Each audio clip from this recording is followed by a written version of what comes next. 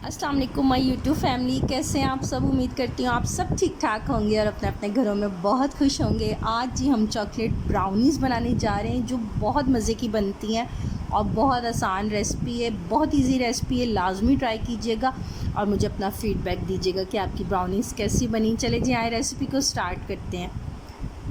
अच्छा जी, सबसे पहले यहाँ पर देखिए मैंने एक बाउल ले लिया और मैं यहाँ पर आज आपको कोई भी ml या ग्राम में नहीं बताऊँगी। सबके घर में इस तरह के छोटे टी कप्स मौजूद होते हैं जिसमें हम चाय पीते हैं। अच्छा जी, ये देखें 1 कप मैंने मैदे का ले लिया था, उसी साइज़ का सेम कप देखें, सारे कप्स मैंने सेम लिए हुए हैं। आप भी इसी तरह से मेजरमेंट कीजिएगा। मैंने 1 कप चीनी का लिया सेम, ठीक है। ये देखें चीनी का शामिल कर दिया। नीचे थोड़ी सी पिसी हुई चीनी थी तो वो मिक्स है, लेकिन आप चाहें तो पिसी हुई चीनी भी ले सकते हैं और साबुत भी ले सकते हैं। वैसे पिसी हुई चीनी लें तो ज़्यादा बेहतर है, ठीक है। मैंने साबुत और पिसी हुई मिक्स ले ली थी।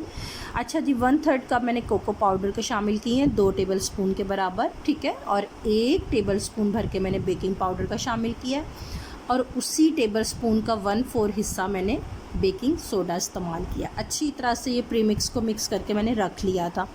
उसके बाद मैंने क्रेव ब्रांड की चॉकलेट ली है, बहुत अच्छा ब्रांड है। अगर आपको मिल्क चॉकलेट इस तरह की मिल जाती है तो ठीक है, नहीं तो किसी भी ब्रांड की आप मिल्क चॉकलेट ले सकते हैं, कोई मसला नहीं है।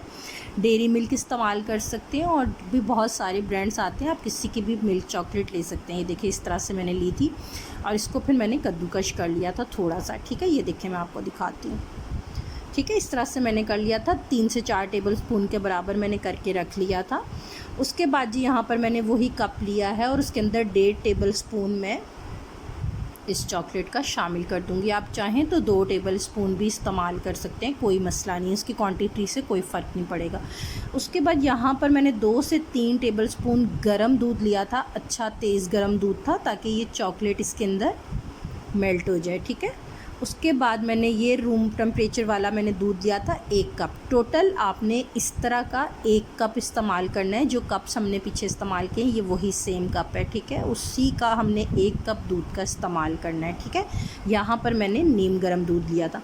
उसके बाद जिस सबके घर में विनेगर मौजूद होता है, सिरका मौजूद होता है इस टाइप का, ये देखें, ठीक है। इसका जी 1 टेबल स्पून मैं ये दूध के अंदर शामिल करूँगी। आपने ये चॉकलेट के कलर से परेशान नहीं होना कि पहले लाइट था, ये 2-3 मिनट पड़ा रहा था, उसकी वजह से ये डिफरेंट लग रहा है कलर चॉकलेट का। ये देखें मैं मिक्स करूँगी, दूध का सेम वही कलर है। 1 टेबल स्पून मैंने इसके अंदर सिरके का शामिल कर दिया था, ये देखें, ठीक है। इसको मैं सिर्फ 5 मिनट के लिए छोड़ दूँगी रेस्ट के लिए। 5 मिनट रखने के बाद दूसरी तरफ जी उस 5 मिनट में मैंने देगचा फटाफट रख लिया था गर्म होने के लिए। उसके अंदर आप इस तरह का स्टैंड रख लें और उसके बाद मैंने इसको प्रीहीट होने के लिए 10 मिनट के लिए रखा था। 10 से 15 मिनट आप इसको अच्छा सा प्रीहीट कर लें, ठीक है, देगचे को। उसके बाद यहाँ पर मैंने मेरे पास तो मिठाई का डब्बा पड़ा हुआ था, इस तरह से मैंने लेके उसके अंदर बटर पेपर लगा के और ऑयल लगा के इस तरह से मैंने सेट कर लिया था, ठीक है। इस तरह से आप कोई सा भी बॉक्स ले सकते हैं। उसके बाद जो मैंने प्रीमिक्स तैयार किया था उसके अंदर मैंने 1 कप दूध जो तैयार किया था चॉकलेट वाला वो मैंने इसके अंदर शामिल कर दिया, आप देख सकते हैं, ठीक है। इसको जी मैं बहुत अच्छी तरह से मिक्स कर लूँगी, ठीक है जी। ये देखें इस तरह से मैं आराम आराम से इसको मिक्स कर लूँगी इस तरह से, ठीक है।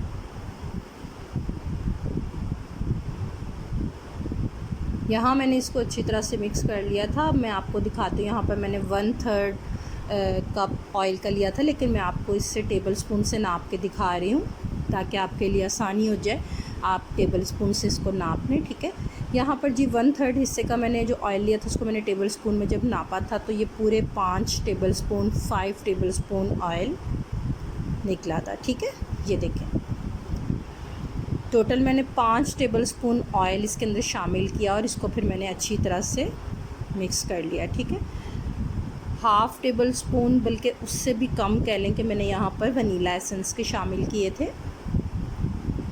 ठीक है। इसको भी जी मैं अच्छी तरह से मिक्स कर लूँगी, ठीक है। ये देखें मैंने इसको अच्छी तरह से मिक्स कर लिया था। अब ये मटेरियल हमारा माशाल्लाह से बिल्कुल रेडी है, ये देखें, ठीक है। इस तरह से आपने इसको अच्छी तरह से मिक्स कर लेना। यहाँ पर मैं आपको इसकी कंसिस्टेंसी भी चेक करवा देती हूँ। ये देखें ना ये बहुत पतला है और ना ये बहुत ज़्यादा थिक है, ठीक है।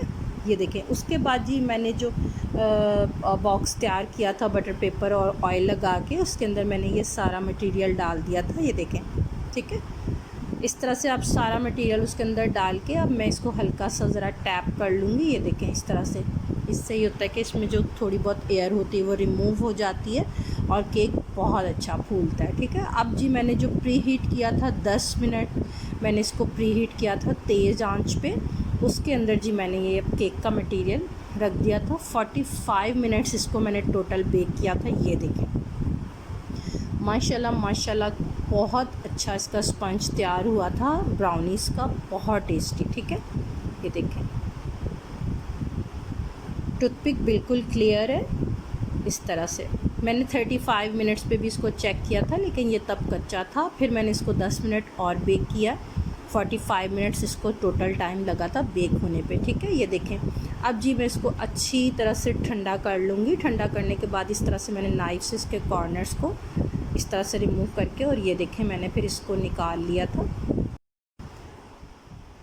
उसके बाद जी यहाँ पर मैंने इसका बटर पेपर रिमूव कर दिया था और ऊपर से थोड़ा सा ये मुझे एक साइड से उठा हुआ लग रहा था, तो मैंने ऊपर से हल्की सी इसकी स्किन को रिमूव करके, और साथ मैंने बिल्कुल प्लेन मिल्क लिया था जो इसको बहुत स्पॉन्जी बहुत सॉफ्ट बनाएगा। बहुत इसकी अंदर से जो ना वो चॉकलेट ब्राउनी बहुत मज़े की सॉफ्ट बनेगी। और साइड के मैंने चारों कॉर्नर्स बहुत बारीक बारीक कट कर लिए थे।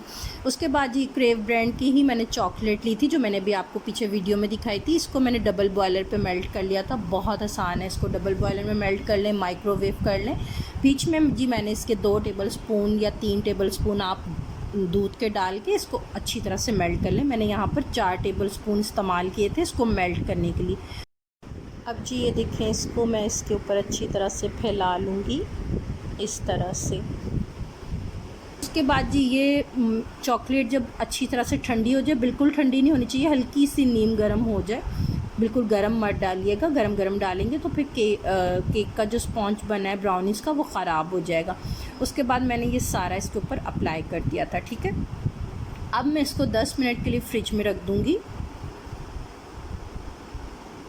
10 मिनट के बाद ये देखें मैंने इसको फ्रिज से निकाला था। ये मैंने फ्रिज में इसलिए रखा था ताकि ये बहुत अच्छी तरह से सेट हो जाए, और उसके बाद इसको हैंडल करना भी बहुत इजी होता है। अब मैं आपको इसको चम्मच से उठा के भी दिखाती हूँ, और इसको मैं प्लेट में कन्वर्ट करूँगी तो ये बहुत आराम से हो जाएगा, क्योंकि इसको मैंने पहले 10 मिनट फ्रिज में रखा है। इसकी वजह से ये बहुत ईज़िली हैंडल हो रहा था। आपने ये टिप भूलनी नहीं है, इसको लाजमी 10 मिनट फ्रिज में रखिएगा, उसके बाद इसको कट कीजिएगा। ठीक है, ये देखें मैंने इसको प्लेट में कन्वर्ट कर लिया। ठीक है जी, ये देखें। अब जी ये हमारा चॉकलेट ब्राउनीज़ बिल्कुल रेडी है माशाल्लाह से, और ये बहुत अच्छी सेट हो गई थी। चॉकलेट जो मैंने इसके ऊपर डाली थी वो भी बहुत अच्छी तरह से इसके अंदर अब्ज़ॉर्ब हो गई थी। और आप यकीन करें, ये इतनी सॉफ्ट ब्राउनीज़ बनी थी, इतनी टेस्टी ब्राउनीज़ बनी थी, ये बिल्कुल मुंह में घुल रही थी और इंतहाई लजीज़ ब्राउनीज़ तैयार हुई थी। आपने मेरी रेसिपी को लाजमी फ़ॉलो करना है, और आपने फिर मुझे कमेंट बॉक्स में बताना है कि आपको मेरी रेसिपीज़ कैसी लगी। ये देखें, आपको अंदाज़ा हो रहा होगा कि कितनी सॉफ्ट रेडी हुई थी। ठीक है जी, अगर आपको मेरी वीडियोज़ अच्छी लगती हैं तो मेरे चैनल को लाइक और सब्सक्राइब लाजमी कीजिएगा, और आपका सब्सक्रिप्शंस और लाइक्स मेरे लिए बहुत मायने रखते हैं। अपनी दुआओं में मुझे याद रखिएगा, और वीडियोज़ को पूरा वॉच करने का बहुत शुक्रिया। चलें जी, चैनल पे नए हैं तो चैनल को लाइक, सब्सक्राइब और शेयर लाजमी कीजिएगा। अपनी दुआओं में याद रखिएगा। अल्लाह हाफ़िज़।